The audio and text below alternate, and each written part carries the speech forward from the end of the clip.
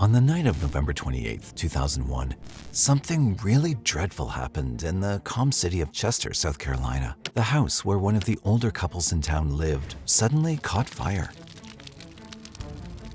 By 2 a.m., firefighters were hard at work trying to put out the fire. They thought the house was empty, but once the fire was out, they made a shocking discovery.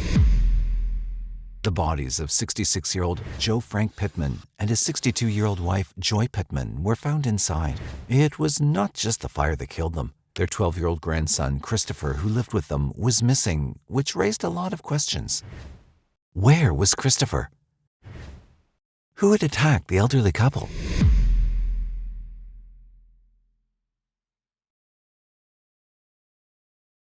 To really understand the situation around the murders, let's begin right from the start.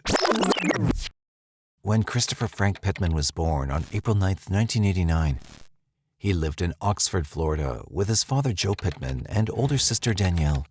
Chris's mother had left the family when he was only 2 years old, but despite this, Chris was a caring and gentle young boy. As he grew up, he remained shy, spoke softly, and had excellent manners. Chris never showed any violent behavior and was always polite to everyone he met. Christopher was funny, he was gregarious. When he was comfortable, you really saw this fun-loving side of him, Chris spent his childhood moving around different homes. He spent his early years with his maternal grandmother, Dell. For a while, after his father remarried, he lived with his dad and stepmom. When that marriage ended in divorce, Chris went to live with his paternal grandparents, Joe Frank and Joy Robert, in Chester, South Carolina. Chris was really close to them and saw them like his own parents because they loved him a lot. But in 2001, 12-year-old Chris faced a similar pain when he went back to Florida and discovered that his biological mom had returned. This unexpected return brought a lot of confusion and changes for Chris. Imagine he had to grapple with accepting his mother again after believing for a decade that she'd left him. Just when Chris and Danielle were beginning to adjust to having their mother around, she left them once more. And this time, it felt like everything fell apart for the family. That same year, Chris's father Joe was going through his third divorce. With one big hurt followed by another, Chris felt really sad and alone. It's alleged that Joe himself treated the children poorly and was even violent toward them. During this tough period, Danielle noticed that Chris was starting to show signs of anxiety. Chris also started acting aggressively, and his behavior became more and more extreme. As the pressure on Chris got really heavy, he decided to run away from home. He wanted to be back with his grandparents in Chester because they made him feel safe and stable. But his plan didn't work out, and the police found him 15 miles from home and brought him back to his father. But 12-year-old Chris was starting to feel really desperate. He didn't want to stay in Florida with his father and sister anymore. As his mental health plummeted, Chris began oscillating between aggressive outbursts and episodes of depression. One day, things got really bad when he grabbed a knife and told Danielle he wanted to hurt himself. He said he'd rather die than live with them. After this distressing incident, his father Joe decided to send him to his grandparents in Chester. In November 2001, Joe took Chris to South Carolina so he could grow up in a stable environment with his grandparents. The people in Chester knew Chris already, so Joe and Joy often took him to church with them. While people were glad to see Chris, they were also surprised at how much he changed. He wasn't the happy and expressive kid anymore. He was a teenager with a bad temper. He'd get into fights with a lot of people, even his classmates. On November 27, 2001, Chris choked a fellow student on the school bus, and the school summoned his grandparents to meet the principal the next day. And it didn't stop there. He caused trouble at church, too. On November 28, 2001, he kicked the back of the piano bench during an afternoon choir practice, causing a big disturbance. These aggressive actions in public were starting to test his grandparents' patience. His grandfather, Joe, was especially mad. They had to leave the church early, and when they got home, Joe gave Chris a spanking for behaving badly. But something much darker was going on with Chris that they didn't realize. 4 hours later, in the early morning of November 29, 2001, around 1:40 a.m., someone dialed 911, and that call changed everything. The caller said that the Pittman's house was on fire. When the firefighters got there, things were really chaotic. People were running. There was a lot of yelling. The question, of course, at this time of night, who was home? Was anyone home? There was a vehicle missing. When the firefighters got there, things were really chaotic. People were running around and yelling. The firefighters quickly worked to put out the fire and stop it from causing more damage. No one knew if anyone was inside the house. However, the family's car wasn't parked in front of the house like usual, so people assumed the Pittman family weren't home when the fire started. The fire department worked for quite a few hours to put out the fire. It was already morning when they finally entered the house. Sadly, they found two bodies inside. Those were the remains of Joe and Joy Pittman. This news shocked everyone. Joe and Joy were a much-loved elderly couple in the community, and their loss was devastating. But one question added to their worry. If Joe and Joy were gone, where was Chris? Residents and firefighters looked for him, but he wasn't anywhere to be seen. This was strange because why would a 12-year-old boy be away from home in the middle of the night? By that time, Chris's dad in Florida got a call that his parents' house was on fire. He rushed to Chester and discovered a terrible truth. His parents had been killed by being shot at close range before the fire even began.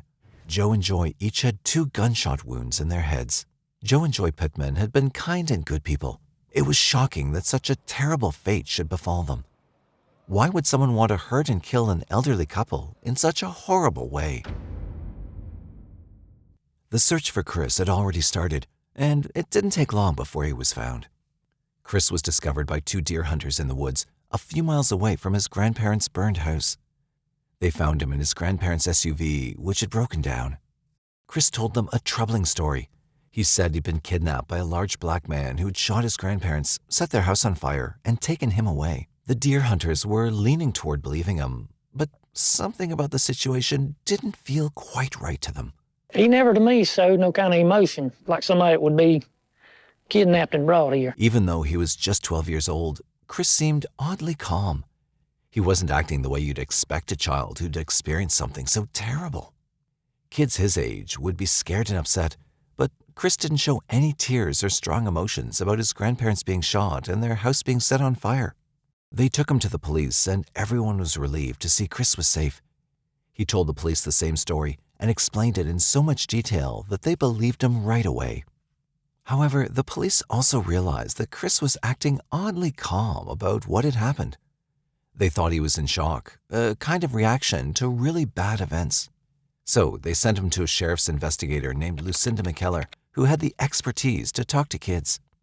Chris spent the afternoon with Lucinda playing cards and watching TV.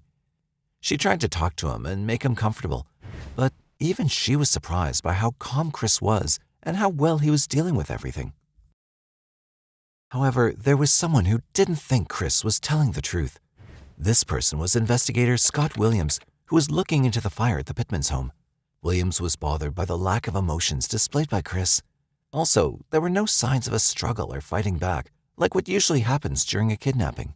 So, on the evening of November 29th, Williams went to Lucinda's house to ask Chris about the incident. That's when the real story started to become clear. As Williams questioned Chris about inconsistencies in his story, the shocking truth was finally revealed. Chris admitted that on the evening of November 28, 2001, he'd taken his grandfather's shotgun and quietly went into their room 4 hours after his grandfather had given him a spanking. Chris, who was upset about this punishment, ended up shooting his grandparents 4 times while they were sleeping. Then he went downstairs, got a box of matches, and used it to start a fire by lighting papers and candles. The fire slowly spread throughout the house. Chris then ran out of the house and took the car parked outside, the gun he used to shoot his grandparents, the family dog, and also he took $33 in cash that was on the side table next to Joe's bed. To be sitting in a room with a 12-year-old boy that just killed his grandparents is one thing, and then to actually, hear him say, "I'm not sorry," to what he had done to the people that he supposedly loved the most in his life was pretty shocking. My God, this is a 12-year-old, and you don't want to believe it, but that's what he was telling us. 12-year-old Chris shocked everyone by admitting to carefully planning murder, theft, and arson. It was really hard for people to believe because he seemed to love his grandparents a lot. He'd even threatened to take his own life in order to live with them. So why would he kill them? Had something terrible happened to Chris that month that made him do this awful thing? Somehow, Chris's father had an explanation for all the questions. He believed that Chris didn't actually want to kill his grandparents, but that Zoloft, a medication, was responsible for his actions. Zoloft is an antidepressant, a type of medicine used to treat depression. It's part of a group of medications called SSRIs, or selective serotonin reuptake inhibitors, which includes drugs like Paxil and Prozac. Doctors often give Zoloft to young people for treating depression. But how could an antidepressant be connected to a 12-year-old killing his grandparents? To understand this tragic story, let's go back to the first time in Florida when Chris had a really tough time. Shortly after Chris's mother left the family again, things got really tough for Chris. He started having anger outbursts, which gradually turned into depression. When Chris attempted to run away from home and made threats of hurting himself, his father had him committed to a mental health facility for 6 days. A psychiatrist at the facility diagnosed Chris with a mild chronic depression. He also noted that Chris acted stubbornly and had negative behavioral patterns. But instead of referring Chris to a therapist, the psychiatrist prescribed him Paxil, an SSRI antidepressant. But things got worse when Chris moved back to his grandparents' house in Chester, South Carolina. The pharmacy in Chester didn't have Paxil, so another doctor in the town prescribed him Zoloft instead. However, there are some problems associated with Zoloft use that the doctor didn't pay attention to. First, both Paxil and Zoloft are mind-altering SSRI drugs, but they work in different ways. Switching suddenly from one to the other can be very risky, especially for kids. Second, all medicines like Paxil and Zoloft can be risky for young children and teenagers that are still growing up, both in their minds and their bodies. Not long before the terrible event happened, Chris's sister Danielle went to see him in Chester. She noticed oddities in his behavior that she believed were effects of Zoloft. When talking, Chris would often begin a sentence but never finish it, and according to Danielle, this happened about 7 or 8 times. It was like his thoughts were running faster than he could speak them. Around that same time, Chris had talked to his Aunt Mindy on the phone and told her he was experiencing a burning sensation all over his body. It was so uncomfortable that he needed medicines to help with the pain. He says, Aunt Mandy, I don't like taking them because I feel like my skin is crawling and then I'm just on fire. It's like a fire burning I can't put out. And he's describing this to me. And I'm just kind of going, that's weird. On November 26, 2001, only 2 days before the terrible incident, the doctor in Chester was told about the problems Chris was having because of the medicine. However, instead of stopping or changing the medication, the doctor decided to double the dosage and increase Chris's daily dose of Zoloft from 100 milligrams to 200 milligrams. Chris's family was certain that the high dose of Zoloft had messed with Chris's mind and made him take such a drastic action against his own grandparents. Following Chris's confession, the police arrested him and charged him for the double murders of his grandparents, Joe Frank and Joy Pittman. The prosecution asked the family court to handle the case instead of a regular court, and this request was accepted. The case quickly made it to the front pages of all the newspapers. Lawyer Andy Vickery, known for standing up against big pharmaceutical companies, stepped in as Chris's defense attorney. He'd never encountered a situation where a child's use of antidepressants led to murder, but he believed that antidepressants might have played a role in the situation. Vickery also had a theory that he was planning to reveal during the trial. The theory of our case is that a powerful mind-altering drug was given to a kid that shouldn't have got it in the first place, and it triggered very violent behavior. But if it happens with Chris, why wouldn't it be happening to all kinds of kids and adults who take the drug? It doesn't affect the majority. No one has ever said that it did. But if you happen to be in that small, vulnerable subpopulation, then you've drawn what we in Texas call the black bean. Which means? Which means you're the unlucky one. Chris did have a tough childhood with no mother around and his father dealing with marital problems. After the initial hearing, the defense team portrayed Chris as a child who was given medicines affecting his mind and who was facing a lot of challenges at only 12 years old. However, the judge didn't agree. He decided that Chris should be treated like an adult in court because he'd killed his grandparents in an awful manner by shooting them in the head and burning down their house. When someone takes a medication under a doctor's advice, they don't expect to become intoxicated to the point that they're out of their minds. The trial began on January 31st, 2005, more than 3 years after the murders. By then, Chris, who'd stayed in custody, had turned 16 years old. He was tried as an adult in court. Chris's defense team argued that the higher Zoloft dose might have triggered his volatile behaviors and actions, including choking a classmate on the bus and causing trouble at church. They believed it had influenced his behavior over time, leading up to the crime and the terrible murders. During those 3 years in custody, Chris's story started to change. He still admitted to killing his grandparents, but he modified some of the details. He claimed that his grandparents had spanked him on the evening of November 28, 2001, and that he killed them under the influence of a Zoloft overdose. According to Chris, the Zoloft had caused something called command hallucinations, where he heard a voice telling him to murder his grandparents. These voices in my head just echoing through my head and keep getting louder and louder and louder. And what were these voices say? Kill. The defense team had a tough job trying to make the jury believe that Chris's actions were caused by side effects of the medicine. To support their argument, they brought in 2 psychiatrists. The first expert, Dr. Lynette Atkins, said that on the night Chris killed his grandparents, he was not thinking rationally. He was in a state of psychosis where he heard voices that ordered him to shoot his grandparents and set their house on fire. I think he had no control over killing his grandparents. But this is a child who, after killing his grandparents, set the house on fire. I mean, doesn't that look like a child who knew what he was doing and tried to cover his tracks? She explained that Chris's lack of feelings after the murders was also the result of the medicine's effects. The second expert, Dr. Richard Caput, was a psychiatrist who had worked for 14 years with the FDA, an organization that tests medicines. He had originally given permission for Zoloft to be tested on people. However, he now believed that the medicine could greatly alter the behavior of young people by triggering chemical-based anger. Do you have an opinion as to whether Christopher Pittman was involuntarily intoxicated by Zoloft? Yes, I do. I believe he was. I believe he did not have the ability to form criminal intent on that date due to intoxication with Zoloft. Also, during the 3 years Chris spent in jail before his trial, a different doctor said that Chris was still struggling with intense feelings. He noted that Chris behaved aggressively and used mean words related to race toward the prison guards. Chris himself stated that his father Joe used to physically punish him and act in a violent manner. You know, he's made a lot of mistakes that, I could forgive him for him. He didn't know how to discipline us. I mean, he did what he thought was right. Would he hit you? Mm-hmm. With a belt? Mm-hmm. Belt, anything, really. So Chris already had violent tendencies, and the defense argued that Zoloft made them worse. While the defense team worked hard to blame Zoloft, the prosecutors worked just as hard to reject that idea. They believed Chris was solely responsible for the crime.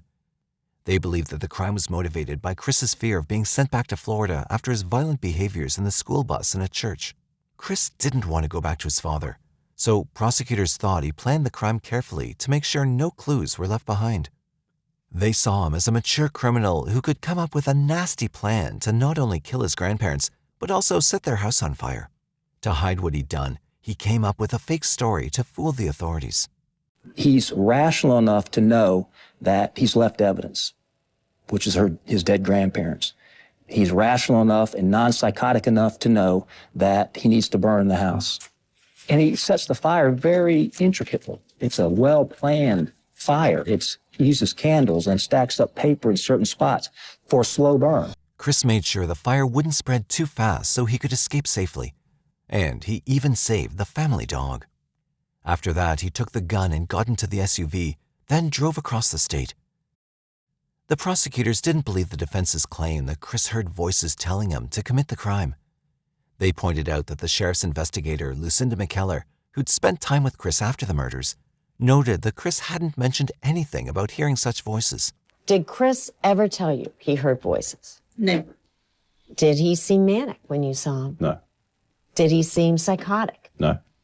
Did you see Chris as evil, as tough, as knowledgeable as any adult committing that same crime? This was a very meticulous crime. He was smart enough to do it at 12.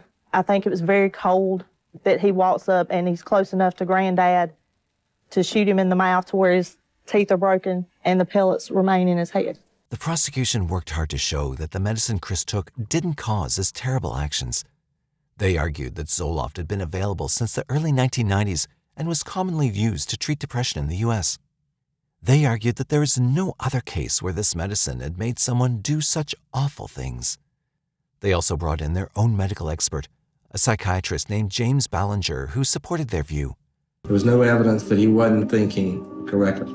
There was lots of evidence that he knew what he had done was wrong. Ballinger reminded the jury how Chris hadn't shown any guilt or sadness after the murders. Chris himself admitted that he knew his actions were wrong, but he felt unable to stop himself at that moment. He explained that a strong burst of anger took over him on the evening of November 28, 2001. I mean, you can't control yourself. It's just, I don't know, I mean, you just can't control yourself. Were you aware you were actually going to get the rifle and loading it? I mean, were you aware of that? Mm-hmm. It was just like you sitting there watching TV. I mean, everything that's, going on, it can't be stopped. Had you ever felt that kind of anger before? Mm-hmm. What did it feel like? It's just like it all just exploded. I mean, the littlest thing would just set me off. It was like a bomb just ready to blow up. As the trial neared its end, the judge offered a deal to Chris. He could admit to voluntary manslaughter, but the exact punishment wasn't known. The defense team found this offer tricky and declined it. They believed the jury might not all agree that Chris was guilty. However, things turned out differently when, on February 15, 2005, Chris was declared guilty of first-degree murder and given a 30-year prison sentence. Many wondered if this was fair. People who followed the trial and heard the verdict questioned whether justice had truly been done. After the trial, some jury members began to doubt their decision. They said that they'd felt pressured, and one had even talked about the case with his wife during deliberations. So, the original verdict was canceled. The case went to the South Carolina Supreme Court due to appeals. People signed a petition asking that Chris not be sent to an adult prison, but this was denied after Chris admitted his guilt. On June 11, 2010, Chris was finally found guilty of the lesser charges of voluntary manslaughter and was sentenced to 25 years. He'll be free in 2023 when he's 34 years old. The state of South Carolina has completed this comedy of horrors by inflicting one last crime upon this young man. While being held at the Allendale Correctional Institution, something remarkable occurred. Chris Pittman, born a biological male, embraced his true identity as a transgender woman and legally changed his name to Kristen Avery Pittman. As Kristen was released on February 22, 2023, she faces a new chapter in her life. But it comes with a condition. She'll need to fulfill 2 years of state supervision through a South Carolina probation office after her release. It's a unique journey of self-discovery and reintegration into society. Chris, now Kristen, still has a lot of years ahead of her, but her family is looking forward to the reunion and the chance to make new memories. But Joe Pittman will always carry the pain of losing his parents that fateful night on 2001. What are your thoughts on this case? Why would a 12-year-old child kill his grandparents whom he loved the most? Was Chris really under the influence of Zoloft? Or were there some hidden reasons? We'd love to hear from you. If there's a case you'd like us to cover, don't hesitate to drop your recommendations in the comments section below. And don't forget to like, share, and subscribe to our channel for more captivating true crime stories. Until next time, stay safe and keep your eyes peeled for the next mystery to unfold.